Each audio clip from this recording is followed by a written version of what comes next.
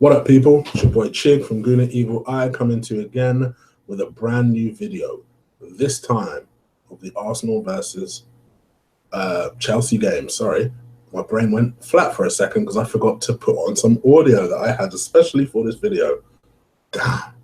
Anyway, so it's the final. It's the big one. It's the one that everyone's been shitting themselves about. It's the one that everyone's been nervous about. There's no other way of saying it. We play Chelsea, and it's a game.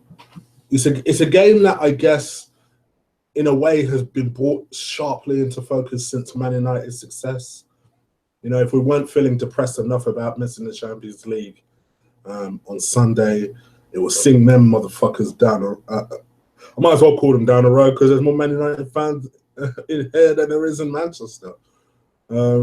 It's seeing United lift up that European trophy. It's just like, oh shit. I mean, I knew it was going to happen, but it's still like, still pissed me off watching them do it. Anyway, before I go into this review, let me just take some time out. Speaking of Manchester, you must be living under a rock if you didn't hear what had happened earlier this week to kids, where 22, 23 kids lost their life to a terror attack. I'm not going to get political on you guys, don't worry. I have my opinions on this whole type of situation, but I'm sure you guys have been bombarded with it all week. I'd just like to say my thoughts and prayers are with all of those families affected. And, you know, RIP to every teenager that was at that concert that was affected by it, that lost their life. Rest in peace to all of them.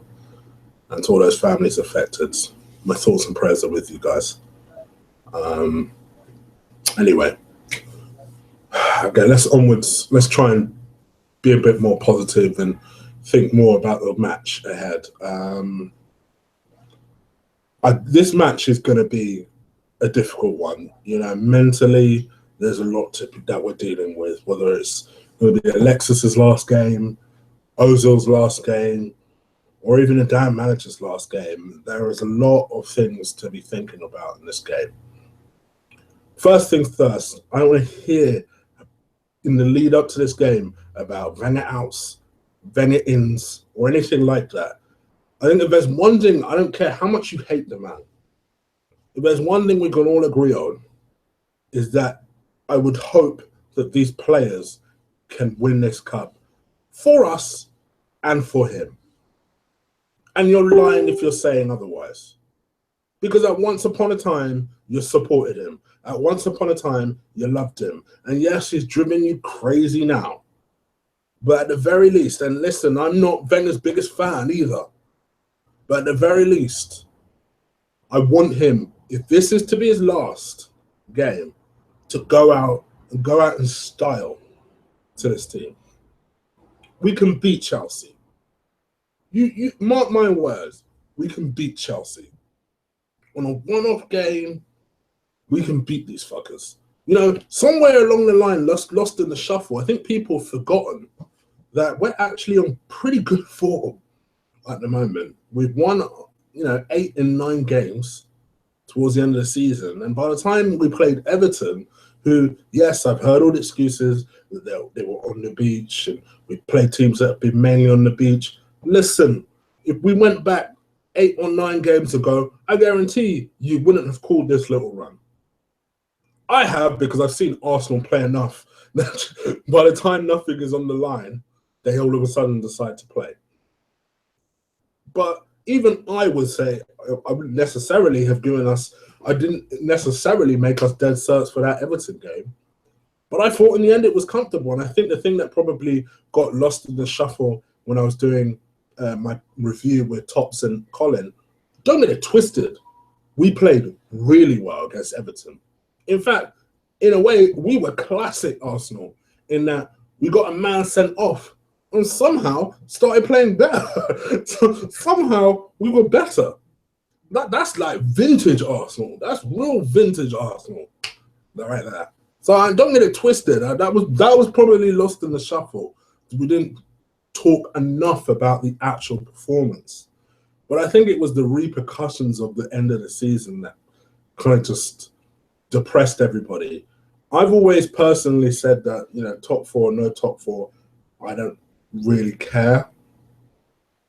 But I suppose for the first time last week, I realized why so many people were invested in the top four. Because now we're going into a summer of real uncertainty. We're going into a summer where we're fighting a battle as it is to keep two of our best players.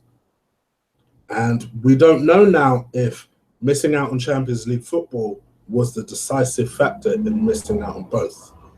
Now, I think whether you're an Ozil fan or not, most people, not all, but most people could deal with the fact of losing Ozil. It'll be a blow, but I think he's replaceable. Alexis's tenacity, Alexis's goals for a team who's not playing in the Champions League may not be as replaceable.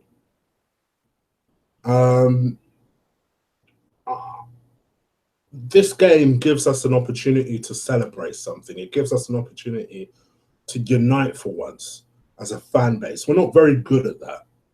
Let's just be real. We're not very good at that. There's divisions in divisions. Only Arsenal fans would have divisions in divisions. Like, I heard the other day how Wenger outs are arguing with other Wenger outs now. Like, what on earth is going on in this place? None of that shit at Wembley.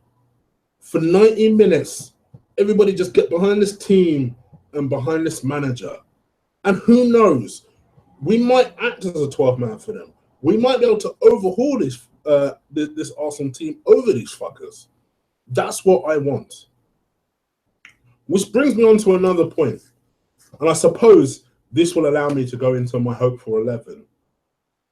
Mertesacker. I've heard a lot of people talk about, oh, they wouldn't include Mertesacker. They wouldn't do this. They wouldn't do that, right?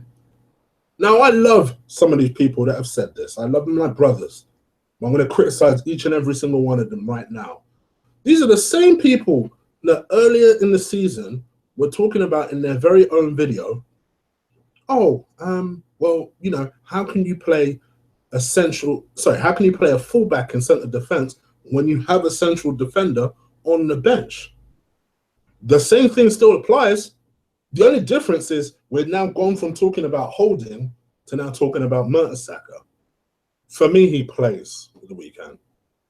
In a team where it is suffering, I don't care if I get bashed for this. I don't care. I'm standing by it. In a team where we are losing defenders, we don't have the luxury of choosing and picking here.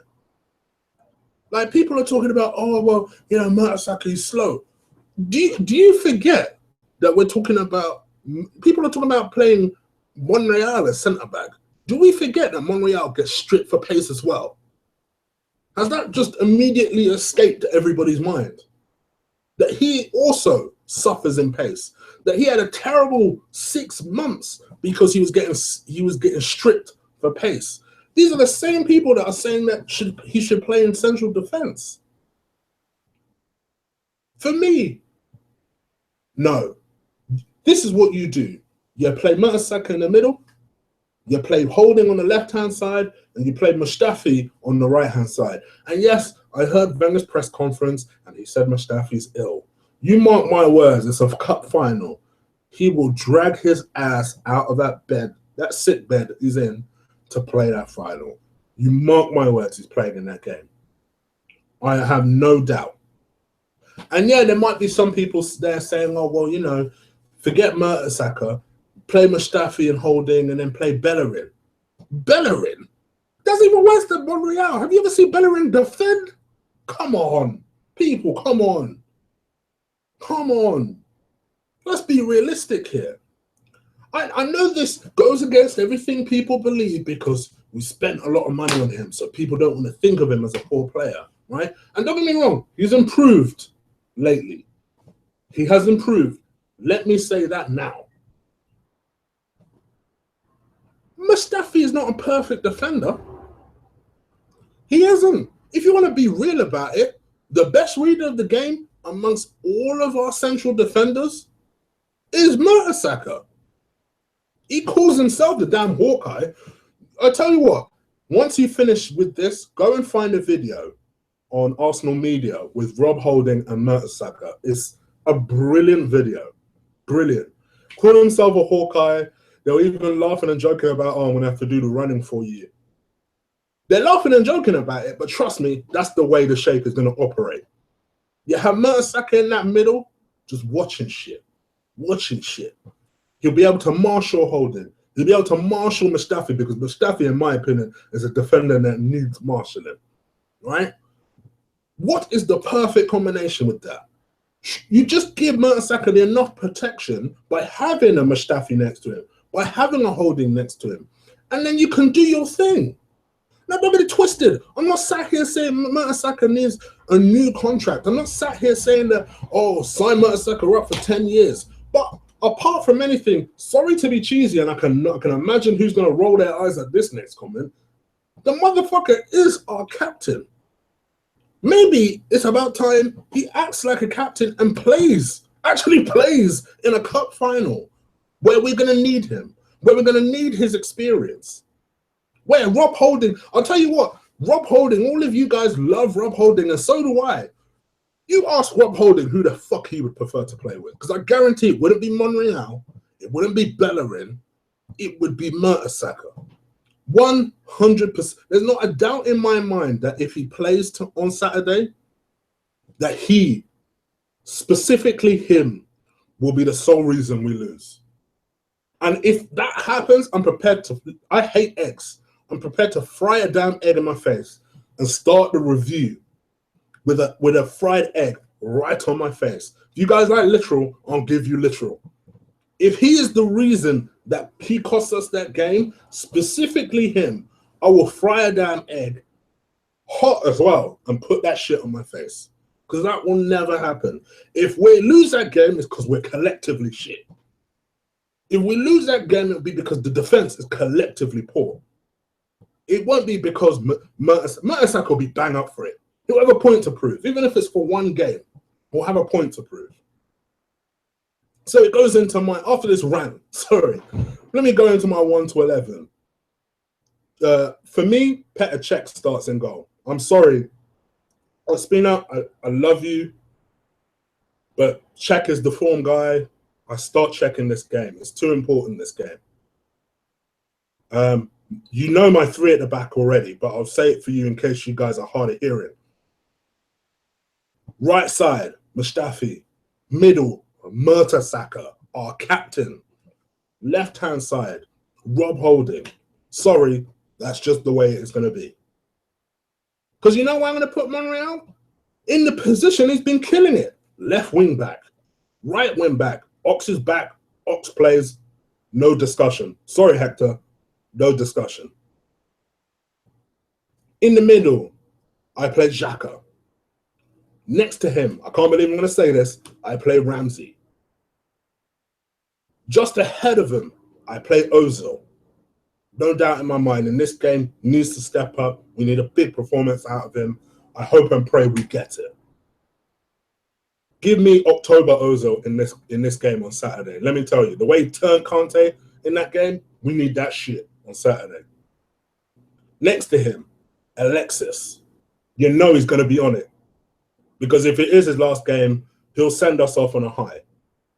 It pains me to say, but we need to be realistic. There's a very strong possibility he goes. Up top, I don't want to see Giroud in my starting lineup. I don't want to see Giroud in my starting lineup. This is not the game for passengers. Sorry. And if we do have a passenger, we already have one in Ozil. We don't need two. So, Welbs starts in this game. We need hard work. We need determination. And Welbs is all about that. In honest, my opinion, if we pick that side, we win this game 2-1. If we show up like Arsenal have been showing up the last few weeks, we win this game 2-1. I don't fear Chelsea, and neither should you. We will win this. and I'm prepared to look like an idiot after I've said that, we will win this. You guys leave your comments below. What would your 1-11 be? Do you agree or no doubt disagree with my stance on Mertesacker? Do let me know. If you're listening to me for the first time, come on now, hit that subscribe button. If you're on Twitter, do follow me at Colossal Chig. My schedule for the next couple of days. If you're on Twitter, you already know this, but I'm going to say it for you guys anyway. On Saturday, I'll do a review pretty much straight after the game, just because why waste time. And then on Monday, Bank Holiday Monday, I'll be joined by Colin. I'll be joined by Tops. I'll be joined by Lee. I'll be joined by Sam. I'll be joined by Henry to do a very, very, very, very special, probably brutal season review. Do not miss it. It'll be a good one. All right, I'm out of here, people. Take care. Peace.